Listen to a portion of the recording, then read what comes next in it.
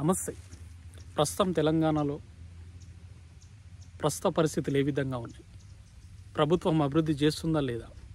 కాంట్రాక్టర్కు commission ఇవ్వడానికే సరిపోతుందా? ఏంటిది అనేది మనం మాట్లాడే ప్రయత్నం అయితే చేద్దాం.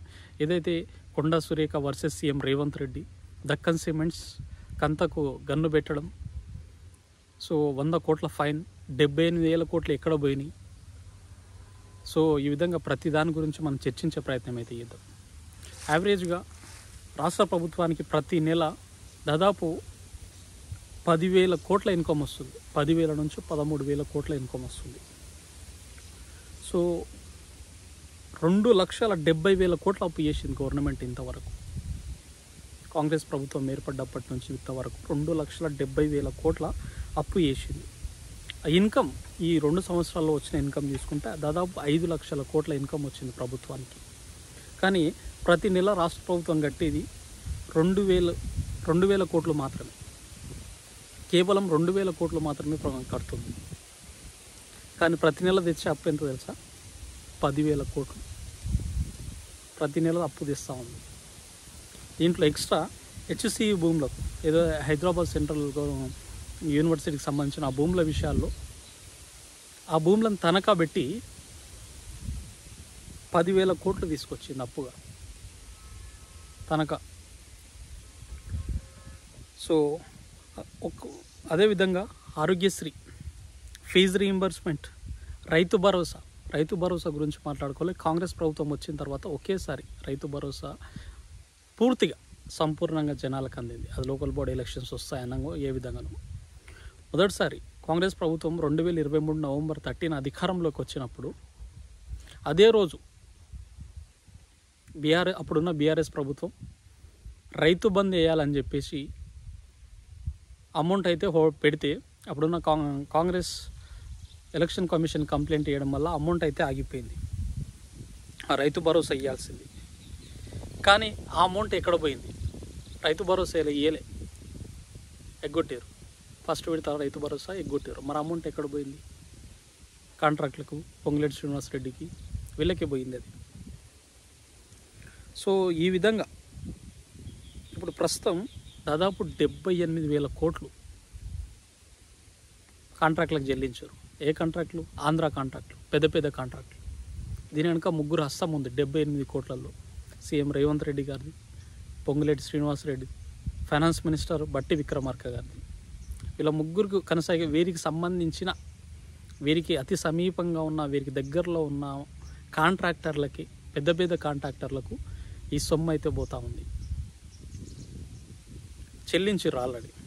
దీంట్లో 30%, 20% ఈ విధంగా కమిషన్లు తీసుకొని ఆల్రెడీ మొన్న జడ్చర్లకు సంబంధించిన ఎమ్మెల్యే అమృత్ రెడ్డి గారు 10 మంది ఎమ్మెల్యేలతో టీం పెట్టుకొని మేము బిల్స్ తీసుకొచ్చినా కూడా దాంట్లో కమిషన్లు అడుగుతున్నారు 30%, 20% అని అంటే, అప్పుడు వాళ్ళతో చర్చించి వాళ్ళకు 5 కోట్లు ఎటువంటి కమిషన్ తీసుకోకండి అని చెప్పి చెప్పడం జరిగింది. కానీ అది ఎక్కడ కాలే అది.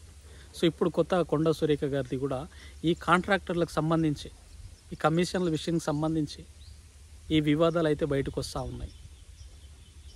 మరి కొత్త స్కీమ్స్ లేవు, ప్రతి నెల అప్పులు చేస్తూ ఉన్నారు, గవర్నమెంట్ ఇవ్వాల్సిన ఇన్కమ్ రావట్లేదు. ముఖ్యంగా అనేక అవసరాలు ఉన్నాయి, అనేక స్కీమ్లు ఉన్నాక ఫస్ట్ ఈ కాంట్రాక్టులు, పెద్ద కాంట్రాక్టర్లు, అదే ఆంధ్ర కాంట్రాక్టర్లు, సీఎం రమేష్ కానీ, మెగా కృష్ణారెడ్డి కానీ, వీళ్ళకు చెల్లించాల్సిన అవసరం ఏంది? ఫస్ట్ మనకు ఏదైనా అవసరం ఉన్నదంటే కనీస అవసరాలు ఏవైతే ఉన్నాయో అవి తీర్చుకున్న తర్వాతనే వేరే చేసుకుంటాం.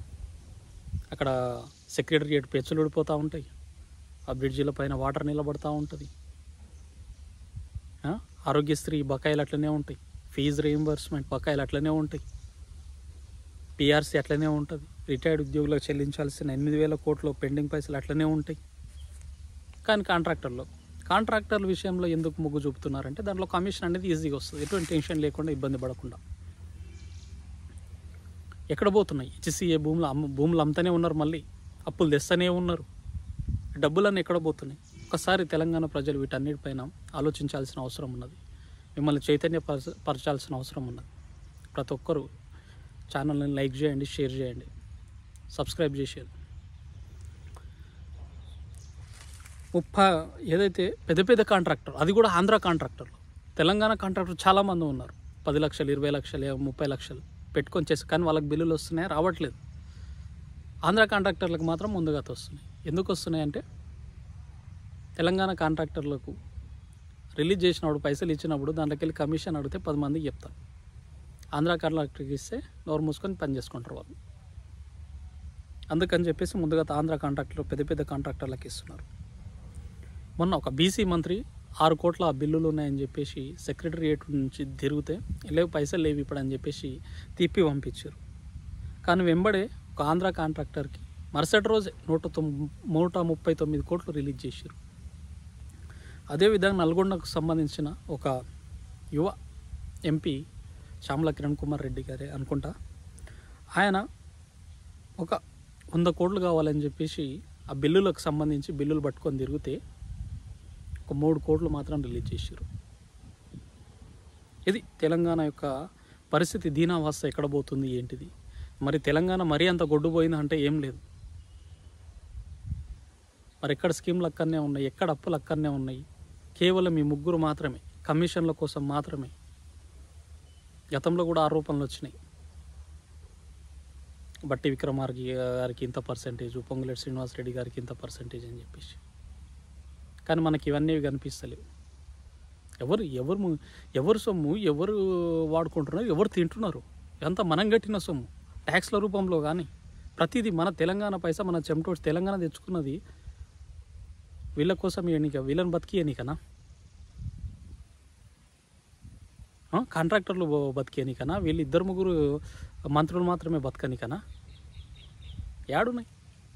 ఎక్కడ స్కీమ్స్ అక్కడనే ఉన్నాయి. రైతు కరెక్ట్ ఇచ్చింది తెలంగాణ వచ్చిన తర్వాత ఒకటేసారి రైతు బంధు, ఇప్పుడు ప్రభుత్వం పేరు పెట్టుకుంది రైతు భరోసా, ఒకే ఒకసారి ఇచ్చింది. ఎక్కడనే ఉన్నాయి. రిటైర్డ్ ఉద్యోగులకు 8,000 కోట్ల పెండింగ్ ఉంది. దారుణమైన పరిస్థితులు ఉన్నాయి తెలంగాణలో. కానీ 78,000 కోట్లు అయితే ముగ్గురు పంచుకున్నారు. 78,000 కోట్లు అంటే ఒక్కొక్కరికి 26,000 కోట్లు వచ్చినాయి. 26,000 కోట్లు వస్తే చాలా అసంతృప్తితో ఉన్నారు. ఇప్పుడు కొండ సురేఖది కూడా అదే ఇష్యూ. సో ఇప్పుడు ఒక్కొక్కటి బయటకు వస్తూ ఉన్నాయి. మన అనిరుద్ధ్ రెడ్డి, ఇప్పుడు కొండ సురేఖ గారు, రేపు ఇంకొక మంత్రి. విధంగా చూద్దాం ఇంకెన్ని దారుణాలు జరుగుతాయో, ఇంకేం చేస్తాం. చూస్తూనే ఉండండి నిప్పుకని.